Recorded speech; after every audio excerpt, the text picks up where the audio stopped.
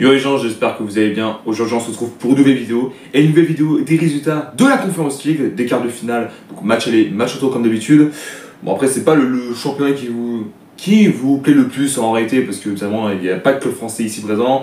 On rappelle que Lens a été éliminé en barrage Conference League contre le Panathinaikos. C'est FDP, oui. Donc comme d'habitude, n'hésitez pas à liker cette vidéo, à la commenter si ce n'est pas déjà fait, partagez la chaîne et la vidéo à vos amis si ça vous a plu, abonnez-vous à la chaîne et activez la cloche de notification, vous êtes vraiment ancrage, j'ai envie de dire. On se rapproche de 10 000 abonnés, ça me fait extrêmement plaisir. Bombardez en ce moment, c'est gratos, je vous demande pas de payer, etc. Merci à vous. Alors, dans cette vidéo, on va parler des quarts de finale qu'il y a eu sur match et match retour, bien évidemment. Et on peut dire que les favoris sont encore en piste, si je puis dire ça comme ça. Et peut-être on aura peut-être une belle finale, si je puis dire ça. Voilà, donc on va commencer avec le premier match. Bon, le premier match, là, c'est l'équipe, je comprends pas comment il s'est arrivé jusqu'ici. Hein. C'est bien sûr la Fiorentina contre Celje. Ils ont gagné 2-1, donc le Fiorentina a gagné 2-1 à l'aller. Au retour, c'était un 2 partout. Mais à chaque fois, Fiorentina, à chaque fois qu'ils jouent, ils galèrent le plus possible. C'est vraiment des matchs serrés. C'est toujours un but d'avance ou 2 buts d'avance, mais que dalle, sinon. Des fois, c'est nul, des fois, c'est des défaites. Ouais, je comprends rien du tout avec ce qu'on est en train de faire la Fiorentina. Et si ça fait comme l'autre fois contre l'Olympiakos en finale, par contre, laisse tomber. Alors là, c'est le catastrophe total. Donc Fiorentina, du coup, qui est qualifié pour les demi-finales de cette compétition. Bon, bah, après, l'équipe, elle enchaîne des mauvaises prestations, que ce soit en Conference League ou Europa avec des champions, c'est la même chose à chaque fois. Donc, voilà. Ensuite, on va passer au deuxième match. Bon, deuxième match, là où je vais avoir du mal à parler, il s'agit de Jagiellonia Białystok. Bon, je vais l'appeler Jagiellonia. Et contre le Real Betis. Donc, à l'aller, il y a eu 2-0 pour Betis, particulièrement. Et au retour, bon, c'était tranquille, un partout entre les équipes. Bon, après, Betis, il faut quand même faire une signe en réalité. Il galère contre les petites équipes. Là, c'était même le cas en réalité, en huitième de finale. Voilà. Bon, après là, ils vont essayer de se rattraper un peu le mieux possible, mais ils y arrivent quand même, hein, sans déconner. Voilà.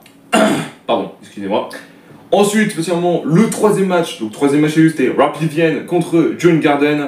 Donc, entre les deux équipes, il y a eu 1-0 pour Rapid Vienne, particulièrement à l'aller. Au retour, il y a eu 2-1, particulièrement. Voilà, du coup, pour le match retour. Mais il y a eu une prolongation et Djurgården a terrassé Rapid Vienne. Au total 4-1, donc ça marque 2 buts en prolongation. En même temps, Rapid Vienne, ils étaient qu'à 10, ils ont pris un carton rouge, voire même le deuxième à la dernière seconde. Donc du coup voilà, c'est un peu une déception pour cette équipe. Voilà, donc du coup Djurgården pour l'instant pour moi est l'équipe la plus surprenante, si je puis dire ça, parce que Djurgården c'est pas non plus une équipe incroyable, si je puis dire ça. Voilà, et pour terminer cette vidéo, le quatrième match, bon quatrième match, j'avais pas vraiment de surprise, même si au retour, c'était surprenant quand même. Il s'agit de Chelsea contre Legia Warszawa. Donc, entre les deux équipes, match aller 3-0 pour Chelsea. Et au retour, Legia, surpris, mais malheureusement, ils ont essayé de faire une remontada, mais ce n'a pas été le cas. 2-1 au total. Si Chelsea n'avait pas mis le but au retour, là, ce serait une grosse pression pour Chelsea en réalité. Et Legia pourrait revenir d'un coup, si je peux dire ça. Il pourrait peut-être éliminer le plus favori, si on peut dire ça. Voilà, donc, les demi-finales, du coup on a fini avec la carte de finale, les demi-finales qu'il y aura, donc c'est Betis, Fiorentina et Djurgården, Chelsea. Donc à l'aller, ce sera le 1er mai, et le retour, ce sera le 8 mai, donc à la même heure, 21h exactement. Et la finale déroulera le 28 mai. Voilà, donc on va voir qui remportera la Conference League, peut-être pour la première fois, et peut-être une première fois pour le Fiorentina, parce que après avoir échoué en finale contre l'Olympiakos, l'un des équipes remportera pour la première fois la Conference League. On rappelle que la Conference League est arrivée récemment, donc on va faire, allez, 2020-2022. Oui, c'est récent, écoutez. Donc, voilà. Merci à tous d'avoir suivi cette vidéo. N'hésitez pas à liker, à la commenter si ce n'est pas déjà fait. Partagez la chaîne et la vidéo à vos amis si ça vous a plu. Abonnez-vous à la chaîne et activez la cloche de notification, vous êtes vraiment au crack. Et on se retrouve très bientôt pour une nouvelle vidéo. Peace.